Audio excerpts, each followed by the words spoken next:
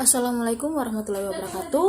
Perkenalkan, nama saya Fitri Rosmita. Saya dari kelas A dengan NPM 0319011156.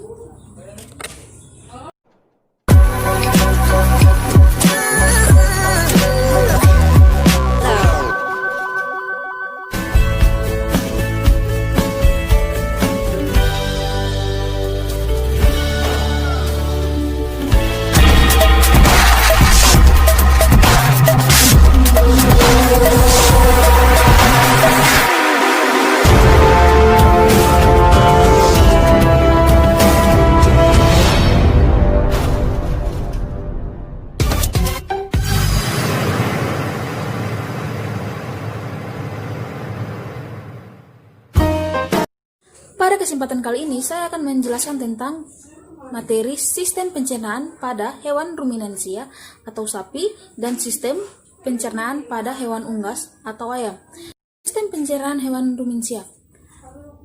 Apa itu hewan ruminansia? Hewan ruminansia merupakan hewan pemakan tumbuhan yang mencerna makanannya dalam dua langkah, yaitu dengan menelan bahan mentah dan kemudian mengeluarkan makanan yang sudah dicerna dari perutnya dan mengunyahnya kembali. Contohnya yaitu seperti sapi, kambing, kerbau, dan lain sebagainya. Terdapat 5 organ pencernaan pada hewan ruminansia yang dalam proses pencernaan makanan di dalam tubuh berikut. Organ-organ pada hewan ruminansia beserta fungsinya yaitu sebagai berikut.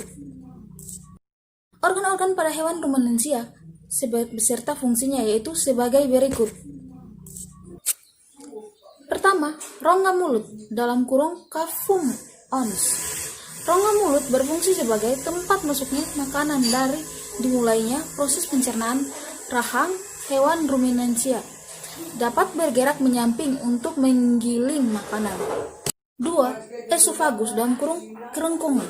Esofagus berfungsi sebagai jalur penghubung antara rongga mulut dengan lambung. Makanan hanya melewati esofagus tanpa melalui proses apapun.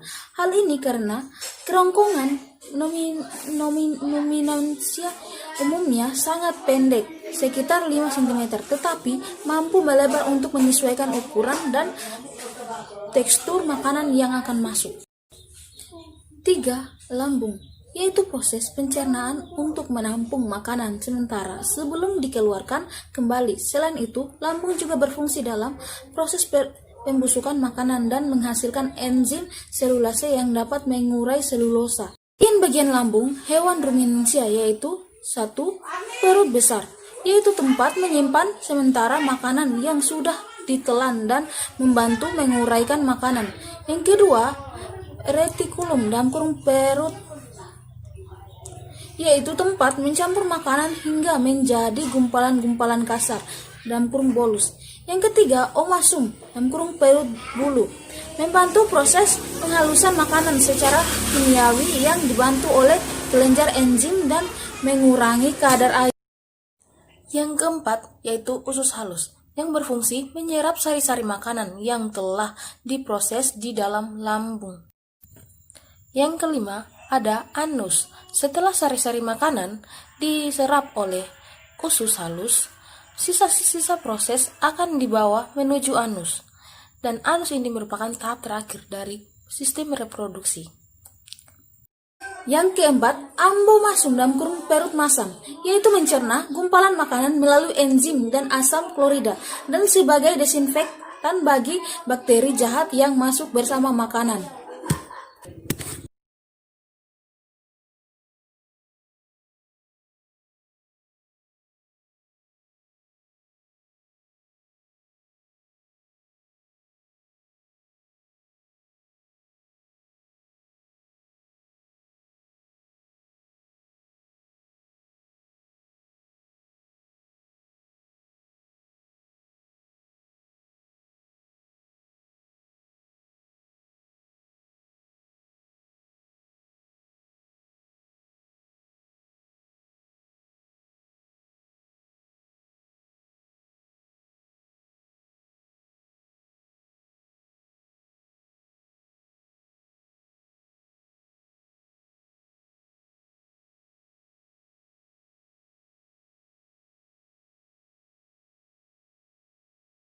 Selanjutnya, sistem pencernaan makanan pada ayam.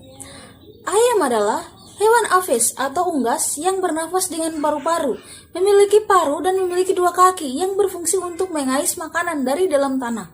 Ayam merupakan jenis burung yang akan dimanfaatkan daging, telur, dan prinsip pencernaan pada ayam yaitu 1. Pencernaan secara mekanik dalam kurung fisik dilakukan oleh kontraksi otot polos terutama yang terdapat pada apitel dalam kurung gizzard yang dibantu oleh bebatuan dalam kurung grid. Yang kedua, pencernaan secara kimiawi dalam kurung enzimatik dilakukan oleh enzim pencernaan yang dihasilkan oleh kelenjar saliva di mulut. Enzim yang dihasilkan oleh protein tulus, enzim dari pankreas dan enzim empedu dari hati dan enzim dari usus halus. Pencernaan pada ayam. Yang pertama, mulut. Terdiri dari paruh dan lidah. Ayam tidak memiliki gigi sejati sehingga bagian mulut ayam atas lapisan tanduk dan lidah ayam sebagai pendorong makanan agar mencapai oesophagus. 2. Osopagus atau tenggorokan berupa saluran yang memanjang seperti tabung sebagai jalan makanan dari mulut sampai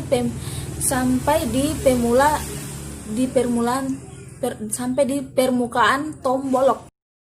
Yang ketiga yaitu tombolok.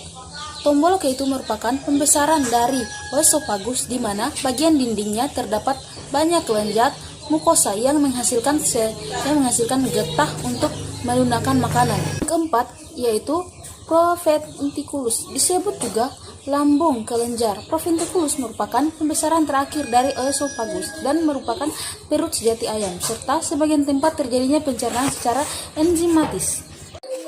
Yang kelima yaitu ampela atau gizzard, berbentuk oval dengan 2 lubang masuk dan keluar pada bagian atas dan bagian bawah. Yang keenam yaitu usus halus atau usus kecil yang terbagi atas 3 bagian yaitu duodenum, jejunum, dan ileum. Yang ketujuh yaitu usus buntu atau cicak, terletak di antara kedua ujungnya buntu, maka disebut juga dengan usus buntu. 8 yaitu usus besar, terletak paling belakang, terdiri dari restrum yang pendek dan bersambungan dengan cloaca yang berupa saluran yang mempunyai diameter 2 kali lipat dari usus halus atau usus kecil. Yang kesembilan yaitu cloaca, merupakan bagian dari saluran pencernaan dan lubang pelepasan sisa-sisa digesti, urin, dan muara saluran reproduksi. Sekian video penjelasan dari saya, lebih dan kurangnya mohon dimaafkan. Saya ucapkan wabillahi taufiq wal hidayah. Wassalamualaikum warahmatullahi wabarakatuh.